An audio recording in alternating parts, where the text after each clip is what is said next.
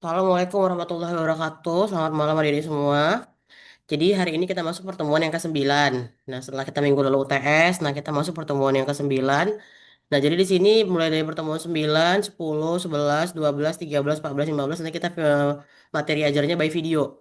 Jadi sebelum saya jelasin lebih dulu tentang materi hari ini, saya jelasin dulu tentang videonya. Nanti di video itu kalian boleh komentar, boleh bertanya di bagian menu add link ya. Di tab menu add link itu ada bacaan komentar. Nanti akan saya balas sesuai dengan pertemuannya. Jadi kalau misalnya pertemuan 9 nanti komentar di pertemuan 9 gitu ya. Kalau pertemuan 10 komentarnya di pertemuan ke 10 dan seterusnya. Oke, kita mulai dari pertama dari materi hari ini yaitu mengenai pemahaman tentang turunan lanjutan. Sebelum UTS kita belajar mengenai turunan ya. Jadi turunan yang kita gunakan di UTS itu adalah turunan untuk mencari penggunaan laba yang dikaitkan dengan turunan turunan yang digunakan untuk mencari laba yang dikaitkan dengan produk dari suatu usaha industri gitu ya. Kita cari laba maksimumnya, ada fungsinya kita turunkan, dapatlah dia laba maksimumnya. Nah, sekarang kita review sedikit mengenai turunan. Jadi turunan itu adalah suatu nilai yang digunakan untuk mengukur terhadap bagaimana fungsi berubah seiring perubahan nilai input. Jadi dengan kata lain, kalau misalnya fungsi yang kita masukkan kecil, maka nilai inputnya juga kecil. Kemudian kalau misalnya fungsi yang kita masukkan besar, maka nilainya juga besar. Lalu proses dalam menemukan turunan disebut dengan diferensiasi ya. Jadi ini sama kayak yang kalian cari di UTS yang minggu lalu ya, nomor 3 itu.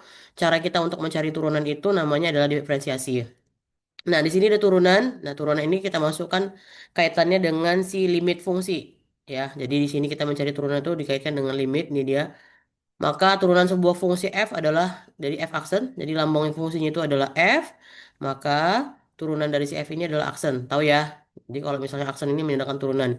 Dibaca f aksen yang nilainya itu pada sebarang bilangan c. Jadi c-nya adalah nilai inputnya. Ini nilai inputnya. Kalau kita inputkan nilai c di screen di sini kecil, maka nilai turunan ini juga kecil. Kalau nilai c kita inputkan besar, maka nilai turunannya juga besar. Oke, kemudian jika limit disebut katakan memang ada, maka limit tersebut, jika limit tersebut memang ada, maka dikatakan f terdiferensialkan di c. Tapi kalau misalnya nanti limitnya tidak ada, apa yang dimaksud dengan limit tidak ada ini dia? Ketika menghasilkan limit tak terhingga atau minus tak terhingga.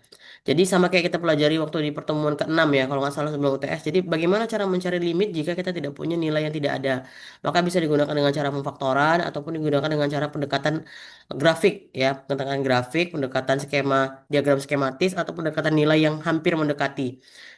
Contoh ketika kita masukkan nilai limit, misalnya kan limit nih x menuju 1. Nah, di sini x kurang 1. Nah, per x tambah 1 misalnya. Di sini kan hasil limitnya kan 1 dikurang 1 per 1 tambah 1. Berarti berapa? 0 dibagi 2 hasilnya 0. Ini masih ada. Berarti nilai limitnya itu dikatakan dia terdiferensialkan di C. Tapi kalau kita ganti limit x menuju 1, kita buat kebalikannya di bawahnya jadi x kurang 1. Nah, di atasnya jadi x tambah 1. Maka kita masukkan limitnya yaitu x 1 tambah 1 per 0. Ya kan? Atau 2 dibagi 0. Nah, 2 dibagi 0 ini hasilnya tak terhingga. Nah, tak terhingga ini yang dikatakan dia tidak terdefinisi. Nah, maka gini kita gunakan cara yang lain untuk mencarinya. Seperti yang saya bilang tadi ada pemfaktoran, ada diagram skematis, ada menggunakan nilai yang mendekati satunya. Misalnya kita ganti berapa satu ini? Kita ganti jadi limit. Misalnya yang sangat dekat dengan satu dari bawah ya. Kita ambil misalnya menuju 0,999. Maka X tambah 1 per X dikurang 1. Nah, X ini kalian gantikan dengan 0,999. Dia akan menghasilkan limit yang ada atau bernilai dibandingkan dengan tepat dengan satu nilai tidak ada. Maka sesuai dengan definisi limit, limit itu artinya mendekati. Oke ya, nanti kalian boleh baca lagi. Kemudian kita mau lihat yang berikutnya. Nah, di slide berikutnya ini dikatakan bahwasanya si limit itu adalah si turunan fungsi itu adalah sebuah fungsi baru ya. Jadi kalau kita punya fungsi f, kemudian kita buat fungsi f aksen, maka dia jadi fungsi baru yang namanya adalah f aksen c. Ya, jadi sini cara mencari limitnya ini sama dengan yang tadi.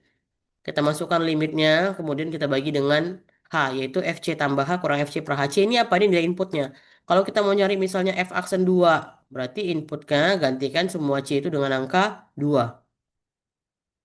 Oke. Kalau misalnya kita punya f aksen yang misalnya 3, berarti gantikan, kita punya c 3, berarti gantikan c-nya itu 3. Cari nilai turunannya ketika c sama dengan 3, cari turunan ketika c sama dengan 2, di mana c ini bilangan real ya. Jadi bilangannya boleh berubah-ubah, tidak ada ketentuan bahwasanya c-nya harus 1 atau 2 atau 3. C ini merupakan bilangan real, di mana bilangan real itu adalah bilangan yang merupakan gabungan dari rasional irasional ya. Jadi semua bilangan itu boleh selama bilangan itu tidak tak terhingga atau minus tak terhingga. Karena ini bilangannya tidak real ya. Oke, itu rumus untuk mencari isi turunan. Kemudian kita buat, kita lihat nih contohnya nih dia. Misalnya fx sama dengan 13x dikurang 6. Maka carilah f aksen 4. Nah tadi, berarti dalam hal ini nilai c kita itu adalah 4 nih dia. Berarti c kita itu adalah 4. Maka sesuai dengan rumus pendekatan limit untuk mencari turunan, masukkan ke rumusnya. F aksen c sama dengan limit h menuju 0, fc tambah h dikurang fc per h. Ini tadi di slide sebelumnya ya. Nah, masukkan H sama dengan 0. Nah, ganti. Kita sekarang lihat nih. Fx. Nah, jika fx itu sama dengan 13x dikurang 6, maka kalau ditanyaannya fc tambah h, otomatis semua berganti. Fc tambah h, x ini berubah jadi c tambah h, ya kan? Sama dengan 13 dikali c tambah h dikurang 6. Jadi setiap C tambah H ini, sini jadi C tambah H, ya. Jadi X kita itu berubah yang tadinya X jadi C tambah H, maka X di sini juga jadi C tambah H. Kalikanlah ke samping. 13 dikali C berapa? 13C tambah 13 dikali H berapa? 13H. Kemudian berapa? Kurang 6. Ikutin dioperasikan secara aljabar. Kemudian kalian dapat hasilnya nanti seperti ini. 13H, 13C, 13C. Kita operasikan sesuai variabel yang sama. Apakah 13C bisa tambah dengan 13H? Tidak bisa. Apakah 13C bisa dikurang 13C? Bisa. Jadi 13C dikurang 13C habis. Minus 6 tambah 6 habis. Atau hasilnya 0. Maka sisanya siapa? 13H. Nah, H dibagi H berapa? 1. Berarti 13 dikali 1 hasilnya adalah 13. Ya, jadi walaupun di sini katanya hanya sama dengan 0, tapi ketika hasil baginya udah habis, tidak ada fungsi yang bisa kita masukkan 0, nggak apa-apa. Langsung aja selesaikan. H dibagi H 1, maka 13 kali 1. Bukan 13 dikali 0 per 0 ya. Kenapa? Karena kalau kayak gini hasilnya itu salah. Tidak ada yang bisa membuat 0 bagi 0. Jadi selesaikan dulu operasi H dengan H yang tadi. Nih, hanya dicoret dulu, hasilnya 1, baru 13 kali 1 hasilnya 13. Nanti hal yang sama kalian kerjakan untuk fungsi di sini. Ya, jadi kayak tadi kita buat di atas fx sama dengan x pangkat 3 tambah 7x. Ya kan? Nah, apa yang terjadi ketika kita ganti fc tambah h? Maka ganti fc tambah h, berarti x kita replace ke c tambah h. Kita ganti ke c tambah h. Berarti c tambah h pangkat 3. Ya, ini kan pangkat 3 ya. Tambah 7 dikali C tambah H. Nah, X di sini berubah menjadi C tambah H. Jadi di sini C tambahannya jadi CH tambah H pangkat 3. Ini dia. 7 dikali C tambah H, ini dia. Nah, ini adalah C tambah 3 tambah C 7C. Jadi ini dari sini. Jadi kalau misalnya fx sama dengan X pangkat 3 tambah 7x. Maka kalau FC berarti kan hasilnya itu adalah C pangkat 3 tambah 7C. Artinya apa? Semua yang tadinya dia X berganti dengan C. Semua yang tadinya X berganti dengan C. Semua yang tadinya X berganti dengan C. Ya, masukin dia, dioperasikan. Nah, C tambah pangkat 3 gimana penjabarannya, Bu? Nah, ada dia di situ.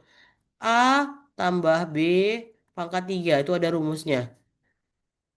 Ya, jadi A tambah B pangkat 3 itu ada rumusnya. Nah, rumus inilah yang dipakai untuk penjabaran ini. Ya, makanya dapat hasilnya seperti ini. Kemudian ini katanya negatif. Negatif kali C pangkat 3 minus C pangkat 3.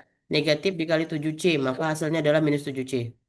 Dioperasikan semua, cari variabel yang sama yang bisa dihilangkan. Di sini yang bisa dihilangkan itu adalah C pangkat 3 dengan C pangkat 3 habis. Kemudian 7C dengan 7C habis.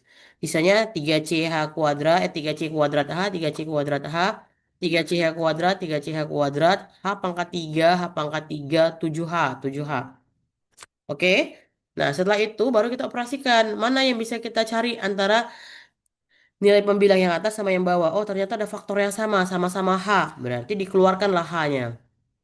3C kuadrat H, berarti di sini tinggal 3C kuadrat. Tambah 3CH kuadrat, berarti tinggal 3CH. Tambah H pangkat 3, tinggal H pangkat 2. Tambah 7H, tinggal 7. Per H.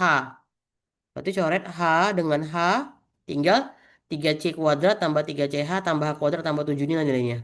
Jadi istilahnya kita mengeluarkan faktor yang sama yaitu sama-sama H. Di mana di pembilang ini H-nya banyak, di bawah ini H-nya juga ada. Nah, setelahnya seperti ini, nggak bisa dioperasikan lagi. Ini seperti di atas ya. Tadi kan udah kita operasikan H bagi H1. Nah, di sini 3C kuadrat kan tidak bisa kita tambahkan dengan 3CH. Kenapa? Karena variabel yang berbeda. Sini C pangkat 2, di sini C pangkat 1. Nah, tidak. H kuadrat juga seperti itu. Kita tidak bisa menjumlahkan dengan H kuadrat. Kenapa? Karena H kuadrat itu pangkatnya 2. Kemudian sini berapa? 7. Nah, maka apa yang kita lakukan? Gantikanlah semua H itu dengan 0. Berarti 3C kuadrat tambah 3C kali 0, ya kan? Tambah 0 kuadrat tambah 7. Nah, kita cari 3C kali 0, 0. 0 kuadrat 0. Maka sisanya berapa? Tinggal 3C kuadrat tambah 7. Inilah tambah 7-nya nih. Gantikanlah 3C kuadrat tambah 7 dengan angka. Kalau misalnya tadi katanya C-nya mau kita ganti misalnya 5, maka kita gantikan di sini 5. Misalnya 3, misalnya di sini 3 ya. 3 dikali 5 kuadrat tambah 7 gitu ya. Berarti berapa? 3 dikali 25 tambah 7. Berapa 3 kali 25? 75 ya. 75 tambah 7 berarti 82. Jadi kalau ketika kita inputkan nilainya itu udah dalam bentuk angka, setelah kita ambil tuh C-nya berapa, C-nya 1, C-nya 2, C-nya 3, maka hasilnya berbentuk angka. Tapi kalau misalnya masih dalam bentuk variabel, maka nanti hasilnya juga variabel. Kayak gini kan ada angka ya, 82. Ini ada angka. Kenapa? Karena kita ganti tadi C dengan angka 5. Tapi kalau misalnya masih dalam bentuk C,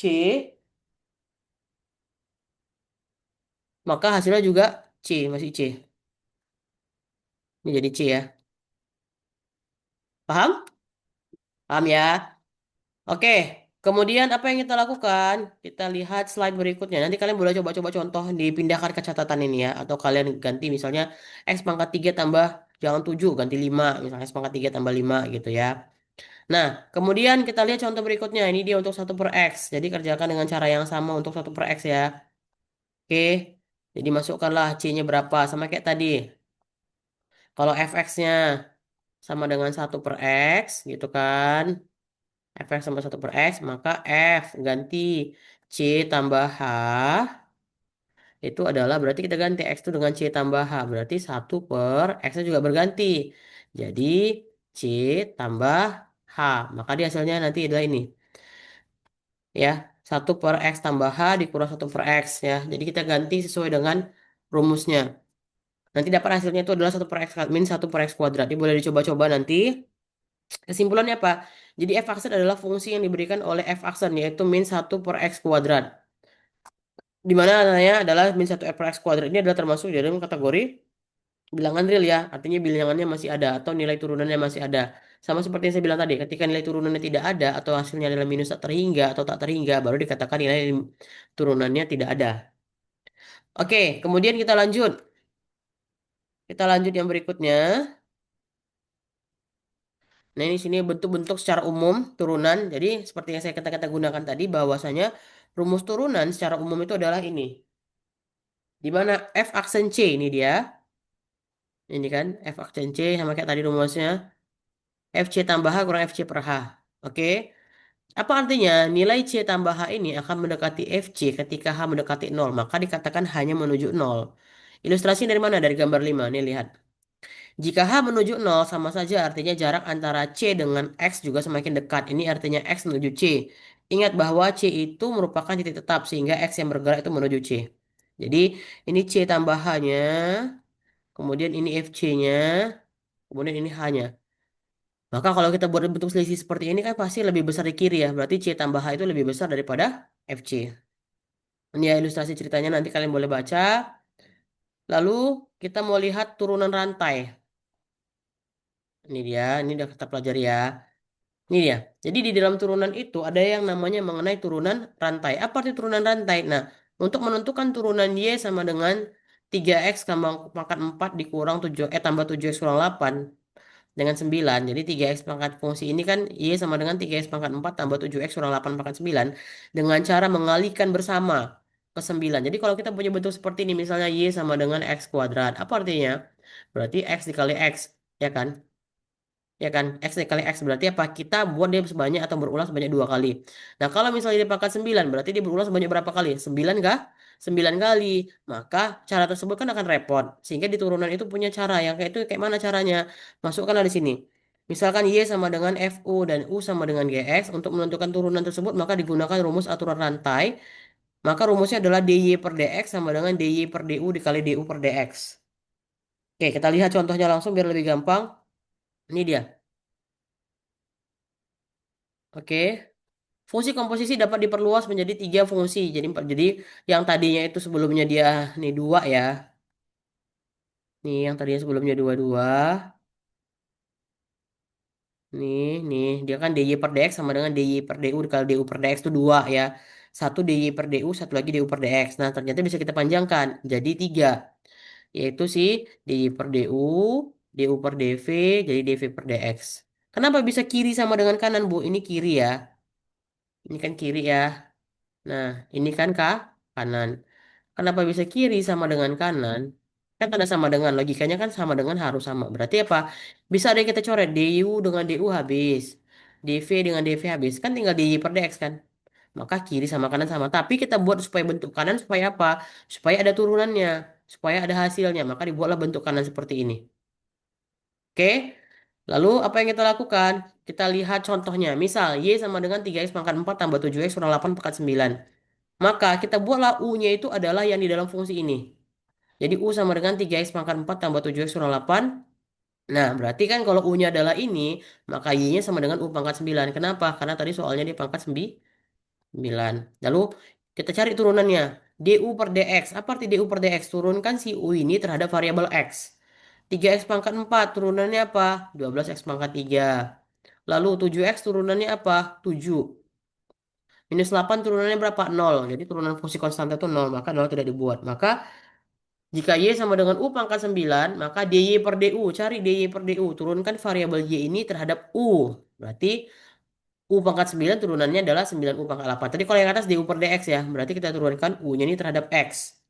Ya, 12X pangkat 3 tambah 7. Nah, kalau yang bawah itu U pangkat 9. Berarti diturunkan DY-nya terhadap U. Maka dia variabelnya U. 9U pangkat 8. Nah, apa yang kita lakukan? Kita masukkan ke dalam bentuk tadi. DY per DX sama dengan DY per DU. Mana DY per DU kita ini? 9U pangkat 8. Ini dia 9U pangkat 8. Dikali DU per DX. DU per DX mana ini? 12 pangkat 3 tambah 7. Udah? Lalu apa yang kita lakukan? Nah, gantikanlah U tadi dengan si yang ini kita misalkan ini. Masukkanlah U-nya 9 dikali 3 sepakat 4 tambah 7 kurang 8. Makanya ada 8 sama. Dikali dengan sampingnya nih. 12 sepakat 3 tambah 7. Kayak mana bu cara ngalinya lagi? Udah sampai sini aja. Kenapa? Karena ini kan pangkat 8. Kalau ini pangkat 8 berarti kita harus buka dia sebanyak 8 kali. Supaya bisa kita dapatkan hasilnya. Sementara turunannya aja kita pakai cara aturan rantai. Apalagi kita cari penjabaran fungsi 8-nya. Jadi sampai di sini aja hasilnya sudah benar. Jadi bisa ya. Jadi yang paling kalian ingat itu intinya itu adalah U-nya. Jadi U itu adalah siapa yang ada di dalam fungsi yang dipangkatkan seperti ini. Nih. Jadi kan U itu adalah siapa yang ada di dalam kan fungsi pangkat ini dia U-nya. Di mana U-nya itu adalah fungsi di dalam pangkat ini. Jadi nanti kalian boleh coba-coba contoh yang lain. Misalnya kalian ganti angka 9 ini kalian ganti misalnya angka 5. Kerjakan dengan cara yang sama. Nggak mau 5 misalnya kebesaran kalian ganti angka 3. Tapi jangan 2 ya. Kalau 2 kan penjabarannya masih bisa kita buka. Contoh kayak X kuadrat nih. Berarti kan masih bisa kita ulang sebanyak 2 kali. X kali X. Dapat dia. Kalau pangkat 3 kan dia udah agak banyak penjabarannya ya. Oke, paham ya. Kemudian kita mau lihat yang berikutnya. Ini dia. Ada yang namanya turunan fungsi trigonometri. Apa itu turunan fungsi trigonometri? Turunan fungsi trigonometri itu adalah persamaan turunan yang melibatkan fungsi-fungsi di trigonometri. Jadi sesuai dengan kata tri, tiga siapa aja? Sinus, singkatannya sin, kosinus singkatannya cos, atau cos bacaannya ya. Jadi sinus singkatannya sin, kosinus singkatannya cos, dan tangen singkatannya tang. Dan tan dibaca tangen. Jadi intinya kalau fungsi trigonometri berarti ada fungsi yang di dalamnya ada tiga, yaitu sinus, kosinus, dan tangen. Dan turunan ini digunakan untuk apa? Nah, turunan ini digunakan untuk mengetahui tingkat perubahan suatu fungsi trigonometri terhadap variabelnya yang dapat ditemukan melalui konsep limit. Seperti tadi ya, kita bisa mencari turunan dengan konsep limit atau dengan rumus-rumus turunan dasar dan perluasan. Nah, jadi kita mau lihat sekarang bagaimana cara mencari rumus-rumus untuk mencari trigonometri fungsinya. Ini dia. Satu, jika fx sama dengan sin x, nih, maka turunannya atau aksennya itu adalah cos x. Jika fx sama dengan cos x, maka turunannya itu adalah minus sin x. Tiga ya, sinus, kosinus, dan tangen x. Nah, jika tan x diketahui fungsi tangen x, maka turunannya itu adalah secant kuadrat x atau namanya satu per cos kuadrat x. Nah, sekarang ada istilah kotangen. Apa itu kotangen? Kotangen itu satu per tangen. Jadi walaupun trigonometri itu tiga, yaitu adalah sinus, kosinus, tangen, maka ada juga yang namanya kotangen, yaitu satu per tangen dari si fungsi yang ini nomor tiga tadi. Maka kalau kita diketahui fungsinya kotangen, sehingga turunannya adalah min satu per sin x kuadrat. Pokoknya jika diketahui fungsi sebelah kiri, maka fungsinya turunannya itu sebelah kanan. Lalu apa yang kita lakukan? Nah, yang kita lakukan itu adalah mencari nilai turunannya masing-masing sesuai dengan seperti ini. Nah, ada juga yang namanya rumus turunan perluasan. Perluasan itu apa? Berarti dia lebih luas atau lebih lebar. Jadi dibuat seperti ini. Jika jika U ini adalah fungsi yang dapat diturunkan terhadap X dan U aksen adalah turunannya, maka berlaku. Kalau tadi kan fx kita kan cuma sin X doang, ya. Fx kita cuma sinus X. Maka turunannya itu adalah f aksen X-nya itu adalah cos X, ya. Nah, kalau sekarang si maka turunannya itu adalah tadi saya mencoba tunggu ya jelek kali tulisannya. Maka turunannya itu adalah cos X ya. Nah, bagaimana kalau di sini sinnya itu tidak hanya X? Misalnya 2X, 3X, 4X, 5X, inilah dia bentuknya. Jika fx sama dengan sin U, maka turunannya itu adalah cos tetap sama dengan cos tapi ada U-nya. Cos U dikali U aksen. Ya. Nah, sekarang jika fx sama dengan cos U, maka turunannya itu adalah min sin U dikali U aksen. Jika fx sama dengan tangen U, maka turunannya itu adalah secant kuadrat U dikali U aksen. Oke? Nah, sekarang kita mau lihat contohnya. Jadi biar kalian lebih gampang, contoh ini dia.